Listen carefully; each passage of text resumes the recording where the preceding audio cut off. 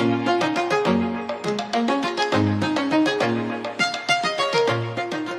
guys, it's Trivia Games or Adam, and instead of going over all of the new stuff here in Season 5, you guys probably already know about, like the new skins, the new locations, and of course all these hidden secret chests. Let's go over 5 things that are actually a little bit disappointing about Season 5. Now, let me say this, I'm not complaining just to complain. These are 5 things that I'm genuinely disappointed about, and again, I wanted to do something a little bit different and focus on the other side of it instead of going over all the new stuff. So, 5 things that are slightly disappointing here in Season 5. Now, before we jump into today's top 5 around you guys of the giveaway I'll be doing over the month of July, I'll be giving away a total of 30,000 V-Bucks, and to answer, it is so easy. All you have to do is drop a like on this video, and let me guys know right now in the comment section below if you want to give away what skin would you buy. I'll be picking all the winners on the 10th of August. Now, one last thing. I want you guys to let me know right now in the comment section below, what would you rate Season 5 out of 10? So 1 being the worst and 10 being the best. I am really curious to see what you guys think of the season so far, and besides that, let's go ahead and start today's video. So the first thing I want to talk about is the new area, and what's wrong with the new area? Absolutely nothing. The new area is absolutely amazing. It is hands down my favorite addition here in Season 5, but the one thing that I don't like about this new area is simply where it is on the map. So obviously right now, since Season 5 just dropped, this is going to be a really popular area. I'm not talking about a specific point of interest. I'm just like legit talking about the entire desert area on the map, right? Because that's a completely brand new area. So right now it's popular, but I wonder, you know, a week or 2 weeks or 3 weeks into Season 5, you know, how popular is it going to be? Just because it is in a really bad spot, right? It's like Junction, right? It's in the corner of the map. No one ever goes there now. I know that having these vehicles on the map really does help with this issue because I played like 20 games so far in Season 5, and I think I had 1 final circle actually be in the new area. Not a final circle, but at least one of those late game circles actually in this new area. But for, you know, the other 19 games, it was me either finding a vehicle or me running across the map trying to get to the next circle, just because, you know, this is not in a very centralized location. So overall, this new section is fantastic. I love it. I love playing here. It's such a refresher. It's new, it's different, and it's something unique. But the unfortunate thing is, again, it's just kind of tucked away on the map. If it was more centralized, or if we had more unique locations like this around the map, it would be a much more epic experience. So next up, what exactly happened to Playground Mode? Because wasn't it supposed to be permanent? I swear, everyone was saying that this mode was going to be permanent here in Fortnite, and it's not in the game anymore. So I want to go over Playground Mode and what's happening to it and when it's coming back. So the first thing is, I don't know about you guys, but I feel like Playground Mode was kind of a letdown. I don't know why, but I thought that Playground Mode was going to be like a full lobby of 100 players, and it was an hour long, and it was a great way to practice and get into engagement and things like that. But it's more of a thing for your friends, or a game of solo, or pretty much like Minecraft 2.0, where you go and build a bunch of crazy things. So it is a cool mode. It is a lot of fun. It's great for practicing building and all that stuff, but it's no longer in the game right now. But I'm assuming that a Playground Mode V2 will come out very soon. So when Playground Mode first launched, there were a lot of problems, a lot of weird issues with the mode,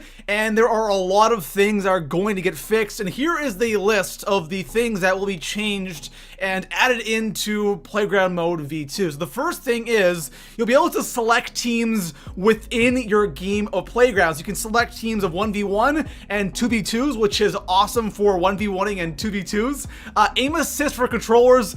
I don't know why this was not in the first version, but they're adding that in. You can edit hit other structures, which is a big thing, traps affecting teammates and enemies correctly, highlighting teammates on the map. Another really weird thing, I noticed that your teammates would not show up on the map in the first version, and damaging enemies with your pickaxe. So a couple of things that definitely need fixing, but hopefully one day Playground Mode can evolve into this massive like training ground for new players, and just to be able to get into a ton of engagements would be awesome. So with every new update or major update we get here in Fortnite, we get a bunch of nerfs. So with this update, or version 5.0, we have two nerfs that you might like, you might not. So the first one obviously has to do with the shotguns, right? Because what's a Fortnite update without nerfing shotguns? Now, shotgun damage and all that stuff hasn't been touched, thankfully, but rip the double pump strat. Like, the double pump strat is officially done,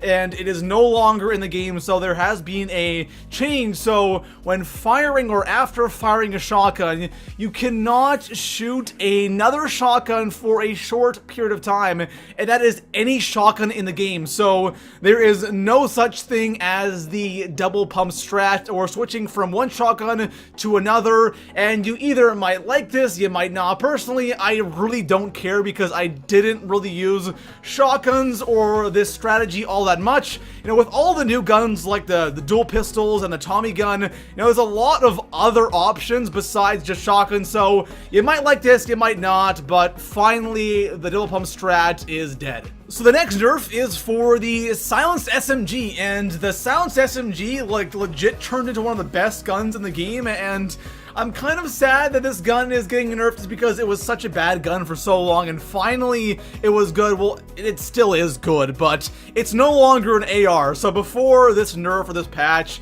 the silenced SMG was like legit an AR. Like, it could really wreck people at range, but no longer. They've kind of made it so that the damage drops off at range. So the fall off starts at 24 meters instead of 28, and then after that the damage just drops severely at range, which again I'm totally okay with. Right now the silenced SMG is still deadly at close quarters, so it's still good, but it's no longer a laser gun. So next up, I want to go over all of the battle pass skins. Personally, I'm not really overly happy or thrilled with all the skins, or the majority of the skins here in the battle pass, but I do have to say that the tier 100 skin is absolutely epic, and that one is just godly and hands down one of the best battle pass skins we've had so far in Fortnite. But let's go over each of the skins. And also, guys, I'm really curious, what do you guys think of the skins? Do you like them? Do you not like them? Let me guys know right now in the comments below. So the first skin is the drift skin. This one is evolving as well. As you rank up, you get new armor sets, and it looks awesome, completely decked out, way better than the carbide skin we saw back in season 4. Next skin that we have is also a tier 1 skin, and that is the hunter skin. It's an okay skin, it's a Viking skin, but if you're gonna pick between this one and the drift skin, especially if you had that drift skin fully evolved, I think a lot of people are gonna pick the drift skin over the hunters. It's an okay skin, nothing too crazy. Next up at tier 23, we have the redline skin, and this is one that I'm not crazy about. It's literally just the female version of the burnout skin that we already have in Fortnite, so it's an okay skin, but nothing too crazy. After that, on tier 47, we have the Sunstrider, and again, it's an okay, pretty basic skin. It's kind of a lifeguard skin, so nothing too crazy with that as well. After that, we have the Sledgehammer skin. It's pretty much just a decked out soldier. It looks kind of badass, but again, nothing too crazy. After that, on tier 87, we have the Rook skin. The Rook skin is an interesting skin. It's okay. It's definitely one of my favorites in this battle pass, but after that, of course, we have the Ragnarok skin at tier 100, and this guy fully evolved. It just looks so badass. I cannot wait to see all of the different colors that you can change with this skin. It's just such an awesome skin, and I think it actually might be the best tier 100 skin we have so far here in Fortnite. So last but not least, the one thing that got me personally really disappointed when I first logged on to play the new map here in Season 5 was probably all of the unchanged locations, right? Prior to to the release of this season, you know, everyone was talking about, you know, Jurassic Jungle, a Wild West location, the Egyptian pyramids, all that crazy stuff, and we got none of that, right? And it's kind of like, wow, you're all expecting all that, and we got nothing, right? So obviously we have a desert now, and that is definitely different. And seeing how awesome that is, having that, you know, different area on the map, it makes me want to have more areas like this around the map, because it's such a difference. It's so refreshing, and I couldn't imagine having a Jurassic Jungle, or having an Egyptian area, or having you know, a Pirate's Point where you have, you know, sand and pirate ships and caves. Like, it would be so cool to have all of these different environments, have, you know, the desert in one corner, and then have, you know, the Pirate's Point in another corner, and then have the Egyptian in another corner. Like, that'd be so cool and so awesome. And unfortunately, we only got, you know, the desert section of the map, and we only really got,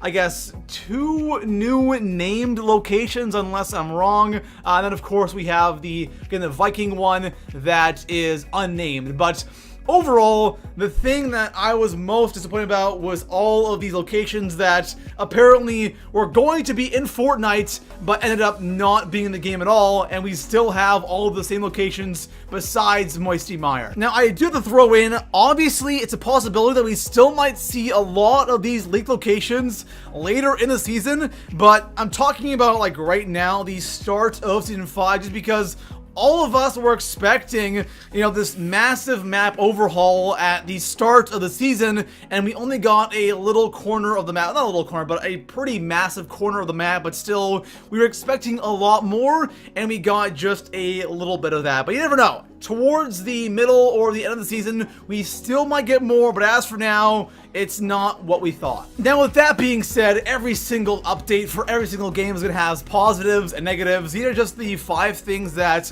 I'm personally not too crazy about. For the most part, I think everything they added in is awesome. And again, I've said 100 times, I'm going to say it again, the new area is absolutely amazing, and I really hope in the future they add in more areas like this, because it really does make the game more enjoyable, and it's fresh, and it's new, and I'm excited to see what they do in the rest of Season 5. Besides that, guys, to the video, drop a like, subscribe for more Fortnite Top 5s, and I'll see you guys in the next one. Peace out.